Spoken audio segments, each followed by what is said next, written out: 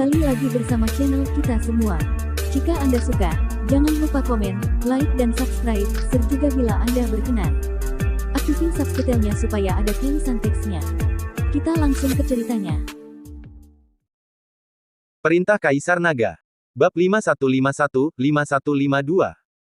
Meskipun para pembudidaya wanita itu mencoba mendapatkan simpati dengan menggunakan tubuh mereka dan berlutut di tanah sambil menangis memohon belas kasihan, darah berceceran dimanapun pedang Dev lewat, dan tidak ada seorang pun yang selamat. Matthew menutupi lukanya dan berusaha untuk bangun. Dia melihat para pembudidaya wanita tergeletak di tanah. Meskipun mereka semua berwajah cantik tetapi sudah menjadi mayat. Dia tersentak kesakitan. Dev, mengapa kamu membunuh mereka semua? Biarkan beberapa tetap hidup. Sungguh disayangkan. Sayang sekali. Aku belum sempat mencicipi salah satu pun dari mereka. Matthew begitu cemas hingga ia terus melompat-lompat. Meskipun ia terluka, ia sama sekali tidak peduli. Kenapa harus menyelamatkannya? Apakah kita akan membiarkan mereka terus menggunakan daya tarik seksualnya untuk menyakiti orang lain? Dev menyingkirkan pedangnya dan berdiri, mata emasnya menyapu Matthew. Apakah menurutmu mereka benar-benar akan menyerah? Jika aku tidak mengambil tindakan barusan, kamu pasti sudah menjadi genangan darah sekarang. Ah! Matthew mendesah tak berdaya, sekalipun kamu ingin membunuh mereka, kamu harus membiarkan tubuh mereka tetap utuh sehingga mereka masih bisa digunakan. Ketika Dev mendengar ini, dia memutar matanya ke arah Matthew tanpa bisa berkata apa-apa. Inter dan yang lainnya hanya bisa terdiam. Matthew ini benar-benar bernafsu sampai titik ekstrim. Dia bahkan tidak melepaskan para wanita itu meskipun mereka telah menjadi mayat.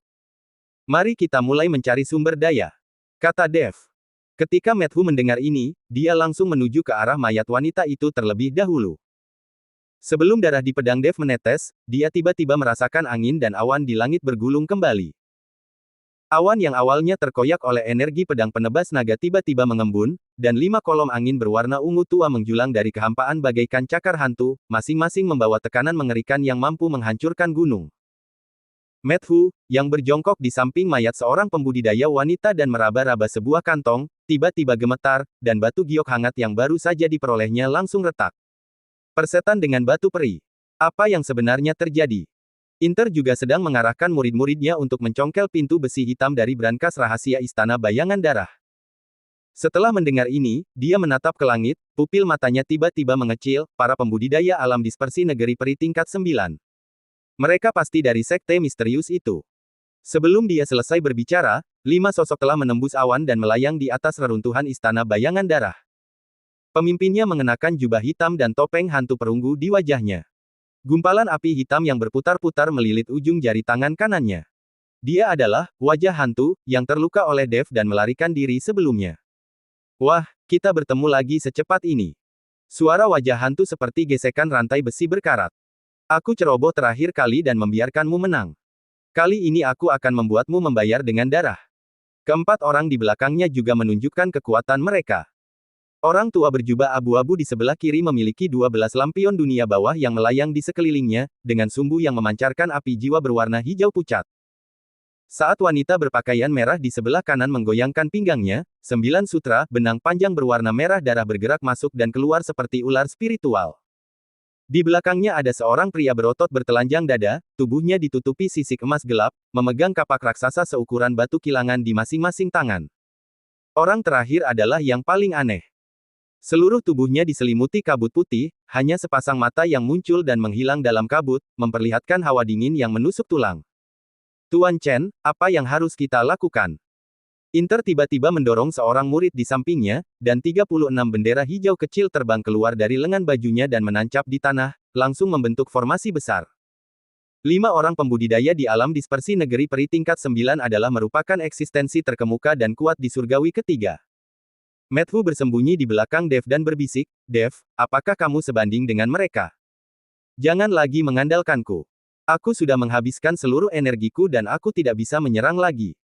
Ketika Matthew bertarung dengan Istana Bayangan Darah, dia menghabiskan banyak energi dan terluka. Sekarang dia tidak lagi memiliki kemampuan untuk melawan. Dev menatap kelima orang dengan niat membunuh yang tak tersamar di depannya, dan pedang penebas naga di telapak tangannya terus berdengung.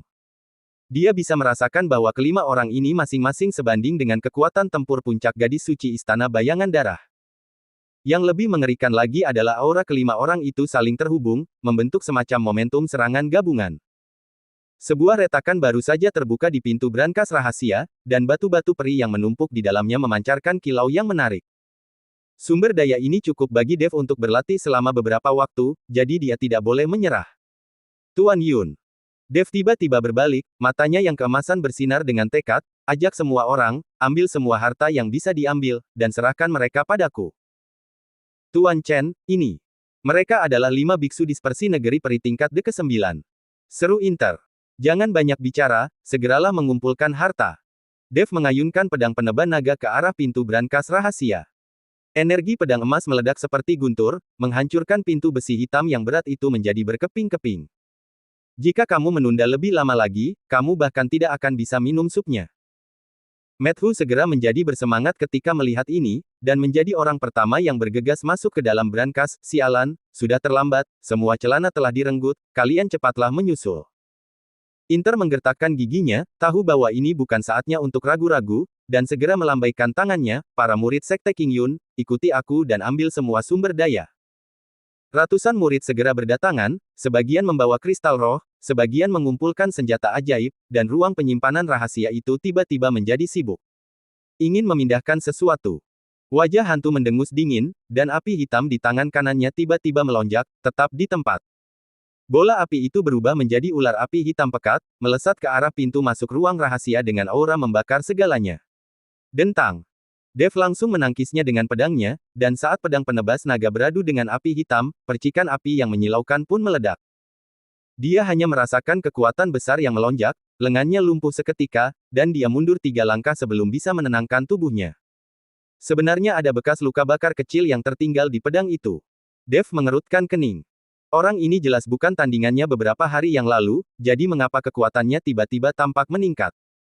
Dev memandang yang lain dan menebak bahwa topeng hantu ini pasti bisa meminjam kekuatan dari keempat orang lainnya, kekuatannya menjadi meningkat. Menarik. Wanita berbaju merah di samping topeng hantu tertawa lembut, dan 9 benang sutra berwarna merah darah bergulung ke arah Dev seperti air pasang. Adik kecil, kue apem milikku tidak seperti pesona gadis-gadis kecil di istana bayangan darah. Sebelum sutra berwarna darah itu tiba, aroma amis dan manis sudah tercium di wajah Dev. Dev tiba-tiba merasa pusing dan segera mempraktikkan teknik konsentrasi hati. Cahaya keemasan menyebar dari alisnya dan langsung menghilangkan bau dupa. Tetapi benang sutra yang panjang sudah ada di depan matanya, masing-masing benang memiliki ujung tajam yang dapat merobek ruang. Sebelum dia sempat memikirkannya, dia membuat gerakan dengan tangan kirinya dan seekor naga emas tiba-tiba muncul di belakangnya.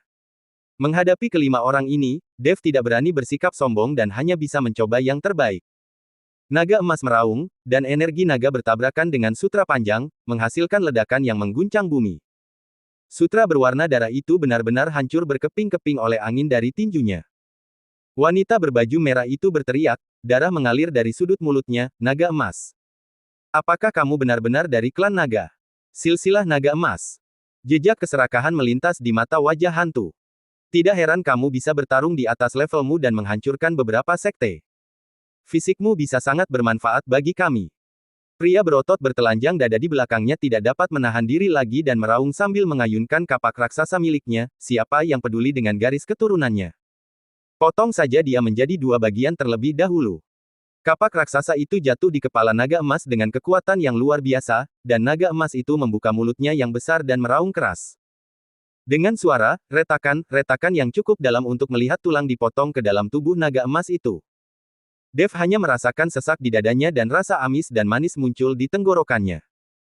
Pada saat ini, lelaki yang diselimuti kabut putih itu tiba-tiba menyerang, dan angin jari berwarna biru es diam-diam menusuk punggungnya. Awas! Suara Matthew datang dari brankas rahasia, dan pada saat yang sama sebuah jimat melesat keluar, menghalangi angin dingin.